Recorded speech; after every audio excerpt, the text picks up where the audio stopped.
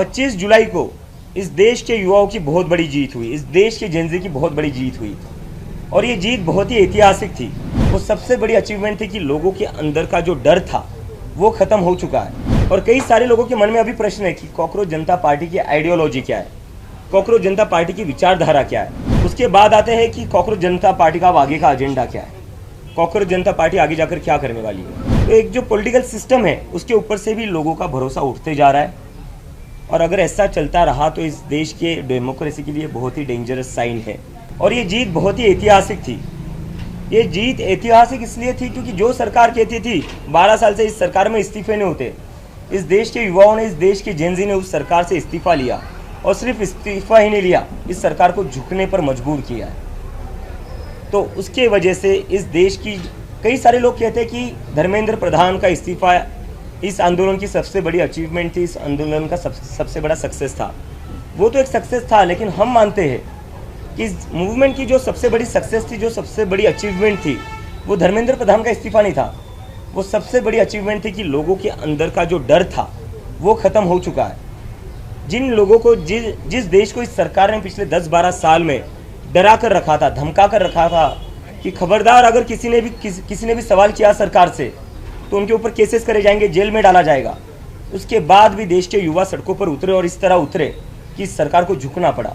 तो हम मानते हैं इस आंदोलन की सबसे बड़ी अचीवमेंट जो है वो है लोगों के मन के अंदर का डर खत्म होना। इस युवा ने इस देश को उसकी आवाज़ वापस दी है, लोकतंत्र वापस दिया है, देश को हिम्मत दी है फिर से सरकार से सवाल करने की, जवाबदेही मांगने की। तो ये सबसे बड़ी अचीवमेंट है हमारी। और कई सारे लोगों के मन में अभी प्रश्न है कि कॉकरोच जनता पार्टी की आइडियोलॉजी क्या है, कॉकरोच जनता पार्टी की विचारधारा क्या है। तो मैं उस पर यह कहना चाहता हूं कि कॉकरोच जनता पार्टी की वही विचारधारा, वही आइडियोलॉजी है जो इस देश के संविधान की विचारधारा है।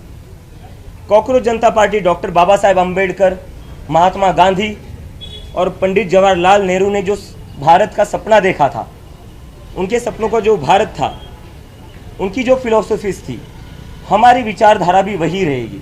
डॉक्टर बाबा साहेब अम्बेडकर का सोशल जस्टिस, महात्मा गांधी का नॉन वायलेंस एंड पीस और पंडित जवाहरलाल नेहरू ने जो मॉडर्न इंडिया का फाउंडेशन किया था, एक सपना देखा था आधुनिक भारत का, वो हमारी आइडियोलॉजी रहेगी, वो हमारी फिलॉसफी रहेगी। उसके बाद आते हैं कि कॉकरोच जनता पार्टी का आगे का एजेंडा क्या है, कॉकरोच जनता पार्टी आगे जाकर क्या करने वाली है। तो मुझे आप सभी लोगों को बताते हुए खुशी हो रही थी कि कई सारे लोग हमें मैसेजेस कर रहे थे, मैसेजेस कमेंट्स पर पूछ रहे थे कि आगे क्या करोगे, आगे क्या करोगे। तो उस पर हम एक अनाउंसमेंट करने जा रहे हैं। सितंबर के महीने में कॉकरोच जनता पार्टी एक नेशन वाइड कैंपेन शुरू करने जा रही है। ये एक तरीके का नेशन वाइड टूर होगा हमारा। इस कैंपेन का नाम होगा क्या बोलती पब्लिक, क्योंकि अभी जो ज़रूरत है वो पब्लिक की बात होने का ज़रूरत है। पब्लिक को अपनी बात रखनी पड़ेगी, पब्लिक की आवाज़ सुनने का वक्त आ चुका है अब। और अगर आप पब्लिक की आवाज़ नहीं सुनोगे तो पब्लिक ये सड़कों पर उतरेगी। तो इसलिए हमने जो डिसाइड किया है, क्योंकि हम वो गलती दोहराना नहीं चाहते जो आज तक इन बाकी लोगों ने दोहराई है। जंतर मंतर का जो हमारा एक्सपीरियंस रहा है, जो हमें समझ में आया है, वो ये रहा है कि इन लोगों का जो कोर फ्रस्ट्रेशन है, ये जो जेनजी है, इनका कोर फ्रस्ट्रेशन ये है कि इन लोगों को डिसमिस किया जाता है, इन लोगों को इग्नोर किया जाता है, इन लोगों से कोई बात नहीं करता, इन लोगों से कोई पूछता नहीं है कि आपकी एक्सपेक्टेशंस क्या है, आपकी प्रॉब्लम्स क्या है, आपके सपने क्या है, इस देश को लेकर आपकी क्या उम्मीदें हैं, क्या होप्स है, ये कोई पूछता नहीं। तो हम वो गलती दोहराना नहीं चाहते। हम चाहते हैं क्योंकि इस देश की 60% पॉपुलेशन जो है वो अंडर द एज ऑफ 35 है, 65% पॉपुलेशन जो है वो अंडर द एज ऑफ 35 है।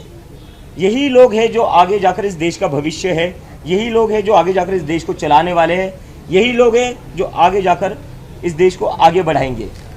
तो जो लोग आगे जाकर देश का भविष्य है, उन लोगों को इग्नोर करके, उन लोगों से बिना बात किए, उन लोगों से बिना एंगेज किए आप कैसे कोई पॉलिटिकल डिसीजन ले सकते हो, आप कैसे कोई पॉलिसी डिसीजन ले सकते हो, आप कैसे कोई पार्लियामेंट हो या इलेक्शन हो वहाँ पर डिस्कशन कर सकते हो।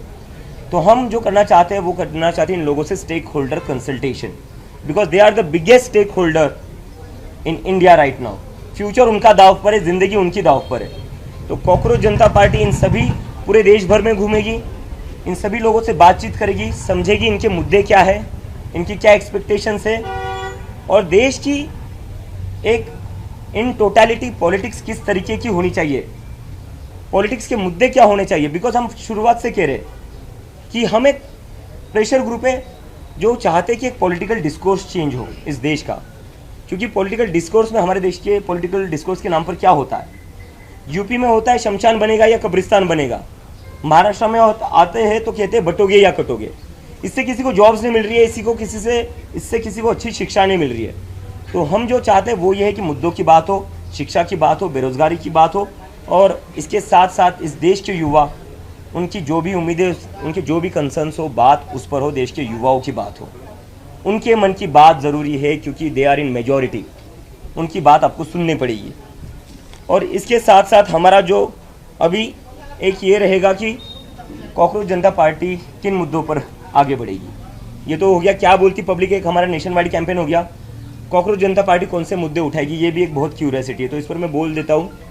एजुकेशन रिफॉर्म्स एक सबसे बड़ी हमारी टॉप प्रायोरिटी रहेगा, क्योंकि आज हमारी देश की जो भी हालत है वो इसी की वजह से, क्योंकि एजुकेशन प्रायोरिटी नहीं है, ना वो किसी भी पॉलिटिकल पार्टी की है, ना वो सरकार में जो लोग बैठे हुए, ना उसकी प्रायोरिटी है। तो इसलिए एजुकेशन रिफॉर्म्स हम चाहते हैं। आज की डेट में हमारे देश में एजुकेशन अनअफोर्डेबल बन चुका है। अगर किसी को अपने बच्चे को स्कूल में भेजना है, एडमिशन दिलवाना है प्राइवेट स्कूल में, सरकारी स्कूलों की तो क्या हाल कर रखी है हमने देखा ही है। पिछले 10 साल में 94,000 सरकारी स्कूल बंद कर दिए गए। इन स्कूलों को सुधारा जा सकता था, रेनोवेट किया जा सकता था, लेकिन सरकार ने क्या चुना, सरकार ने सरकारी स्कूलों को बंद करना चुना, क्योंकि फ़ायदा इससे सीधा प्राइवेट स्कूलों को होगा। तो सरकार की तो कहीं पर भी प्राथमिकता नहीं है कि कैसे ज़्यादा से ज़्यादा बच्चों को एजुकेशन मिले। हम वो बदलना चाहते हैं। हम चाहते हैं कि ये जो शिक्षा को इतना एक्सपेंसिव बनाया है, स्कूलिंग को इतना एक्सपेंसिव बनाया हुआ है, वो एक तो पहले कम हो जाए। कैसे कोई family, middle class family, lower middle class family अपने बच्चे को अच्छा एजुकेशन दिला सकती है, जब उनको हर साल 1-1.5 लाख की तो फीस ही देनी पड़ती है फर्स्ट या सेकंड स्टैंडर्ड के लिए। उतनी तो ना इनकम होती है, ना सेविंग्स होती है फैमिलीज़ की। जो परिवार 40-50 हज़ार कमाता है, घर चलाने में उसके 30-40 हज़ार जाएंगे, बचेगा क्या? बचेंगे 10 हज़ार हर महीने के। कहाँ से एक साल के वो 1-1.5 लाख भरेंगे? तो ये सबसे पहले कम होना चाहिए। प्राइवेट स्कूलों पर कैप लगना चाहिए फीस के रिगार्डिंग। सरकारी स्कूलों पर सरकार को काम करना पड़ेगा। आपकी जिम्मेदारी है सरकारी स्कूल चलाना। जिस तरह से अपने डीमोनेटाइजेशन के बाद हर जिले में अपने मुख्यालय खोल दिए थे, अपने हेडक्वार्टर्स खोल दिए थे, आपने क्यों वैसे स्कूल्स नहीं खोले? उल्टा आप स्कूल बंद करते गए हो। तो ये नहीं चलेगा। एजुकेशन रिफॉर्म ज़रूरी है। और ये बस प्राइमरी स्कूल की बात नहीं है, जो कॉलेजेस में भी डोनेशन आते, मैनेजमेंट कोटा चलता है, डोनेशंस के नाम पर जो सीटें भरी जाती है। एक तो सीटें कम है हमारे देश में, कॉलेजेस में सीटें कम है, जिसकी वजह से कई लोगों का हक मारा जाता है। मैनेजमेंट कोटा के ऊपर कोई बात नहीं करता है। 25-25, 30-30 लाख देकर वहाँ पर सीटें भरी जाती है।